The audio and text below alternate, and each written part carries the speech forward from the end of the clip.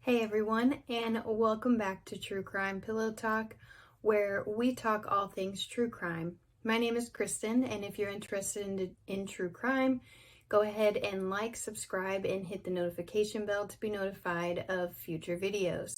I do want to let you know that all podcast and YouTube videos require a trigger warning, as things can get a little graphic, and today's case will be touching base on rape and sexual assault. So let's get on to today's case. Today we're talking about Lauren McCluskey. Lauren was born February 12th, 1997 in Berkeley, California. She then moved to Pullman, Washington with her family in August of 1998. The move was due to both of her parents, Matt and Jill McCluskey, becoming professors at Washington State University. The McCluskeys were raised Christian, and they raised their children as Christian.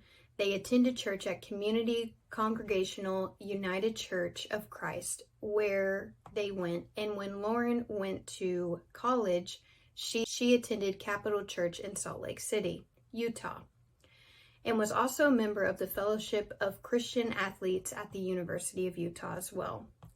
Lauren was a track star. She entered her first Junior Olympic Association track meet at 8 years old, setting a Junior Olympic record in high jump, long jump, and 400-meter run.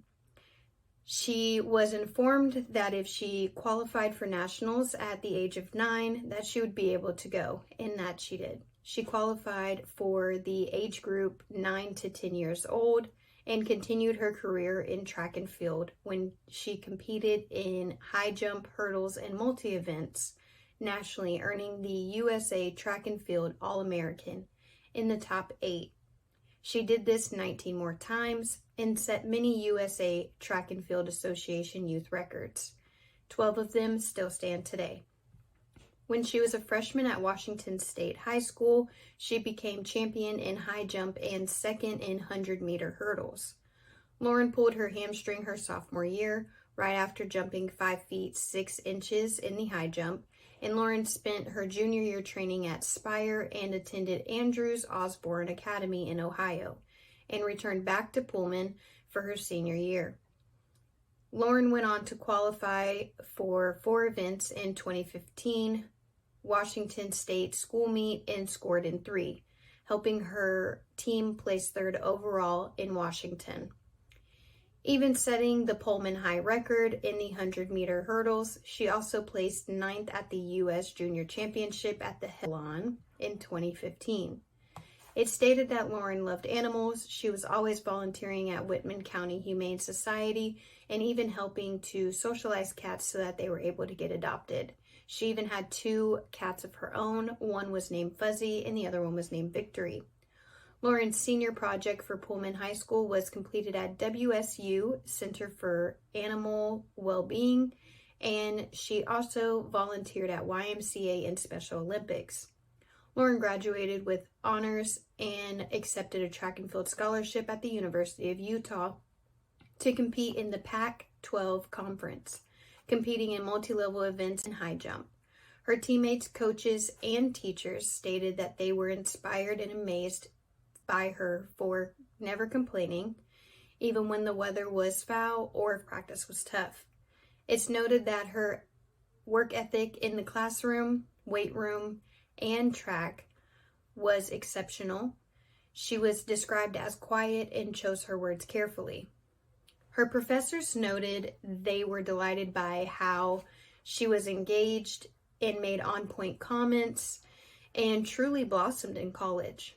It stated that Lauren never had an unkind word to say about anyone.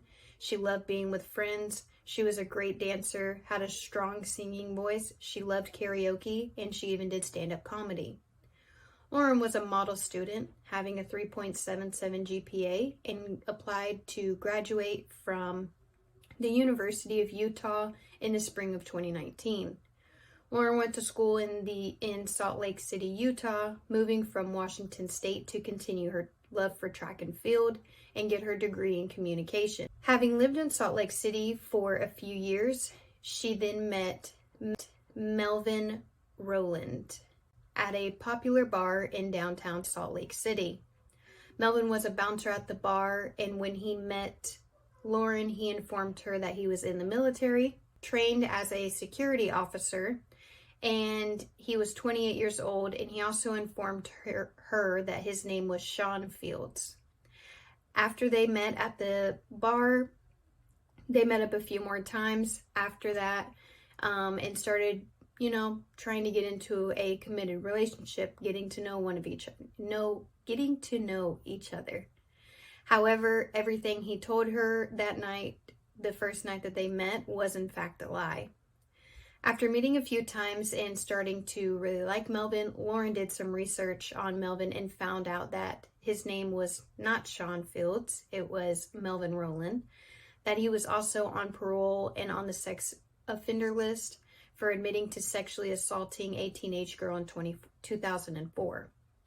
But at his parole hearing, he did tell the board that he actually raped that girl and 2 other women.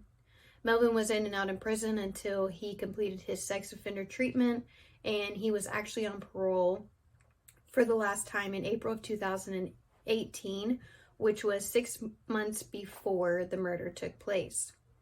Lauren went home to Pullman, Washington from October 5th to October 9th, 2018. This is where she hung out with her family for the break that they were having at that time at school, and she informed them of the findings on Melvin. She returned back to campus on October 9th, 2018, and this is when she confronted Melvin. She called him up and asked him to come over to her dorm so that they could talk, and she informed him of all the findings that she had on him, and he admitted to it. He informed her that he was sorry for lying. This was his real name. That's what he did. He is not that person anymore. Just trying to manipulate her and help her feel better about who she was hanging around. She decided to break off the relationship respectfully. She even allowed him to stay in her dorm that night and use her car the very next day as well to run some errands.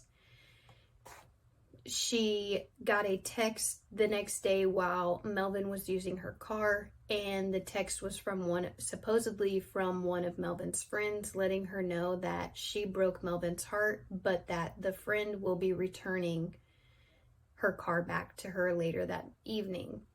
She contacted her mom and let her mom know what was going on, and her mom reached out to campus police, and this is when the campus police contacted Lauren for the first time.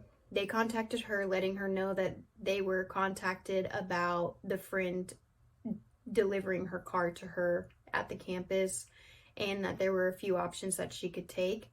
She thanked them for providing her with options on what she can do. However, she doesn't need any help. She doesn't believe that there's a threat to herself or that whoever is dropping the car off is a threat. She then ended up calling back around 5 p.m. that night to inform them that her car was dropped off at Rice Achilles Stadium on campus and that she needed a ride and escort to pick her car up.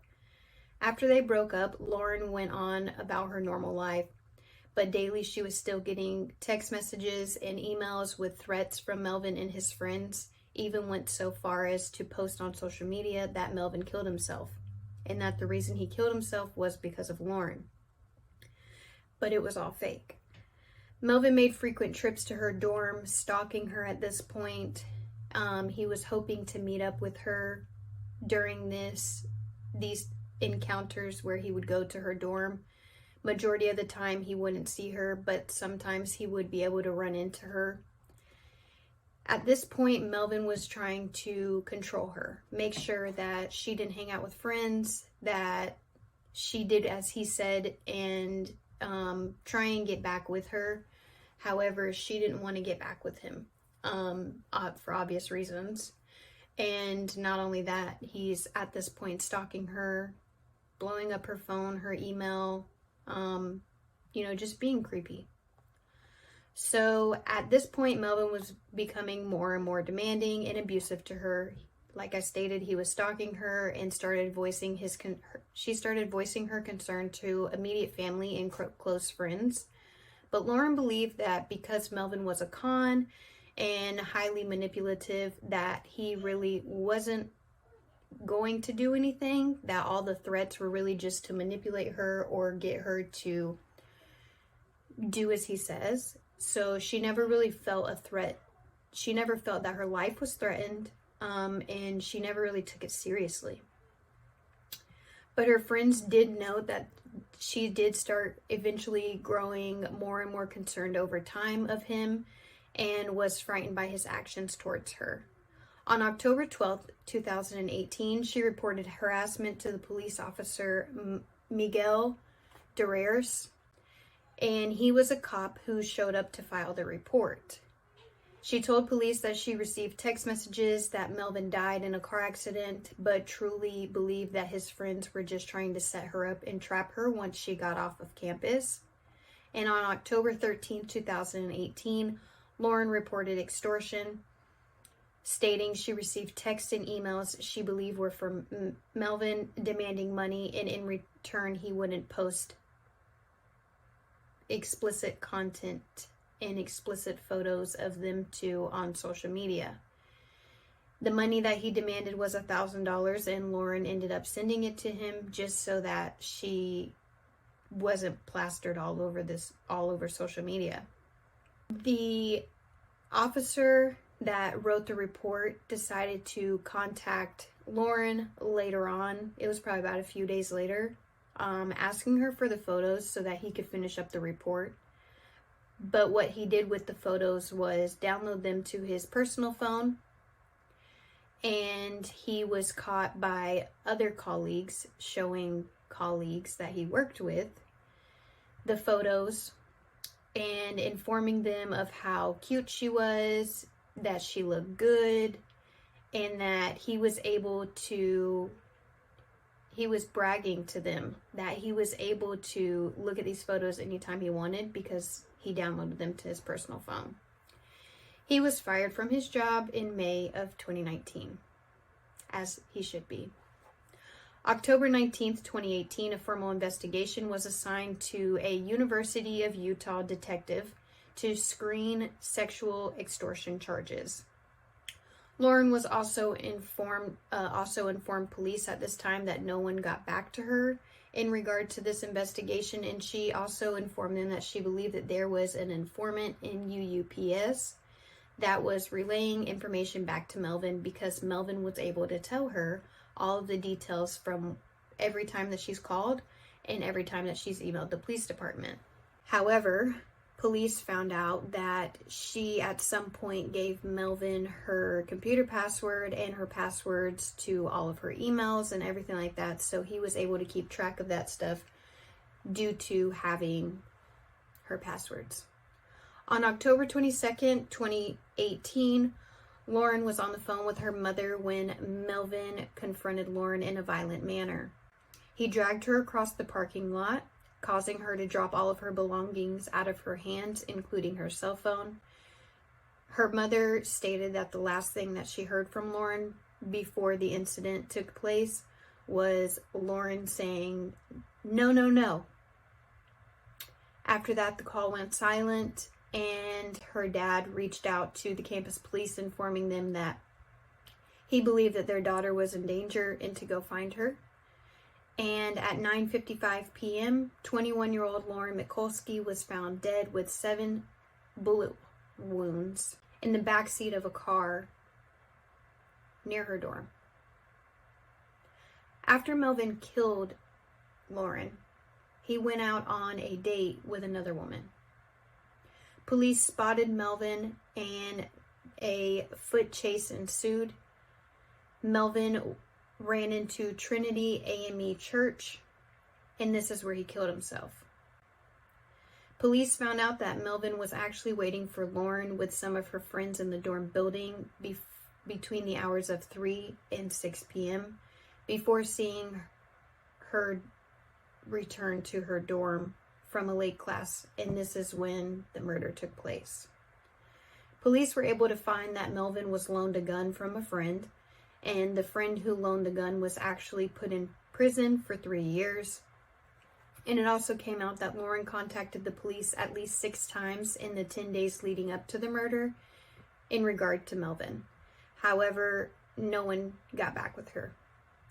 Friends came out to say that they started noticing changes in Lauren's appearance, and they noticed that she didn't sound like her normal self either.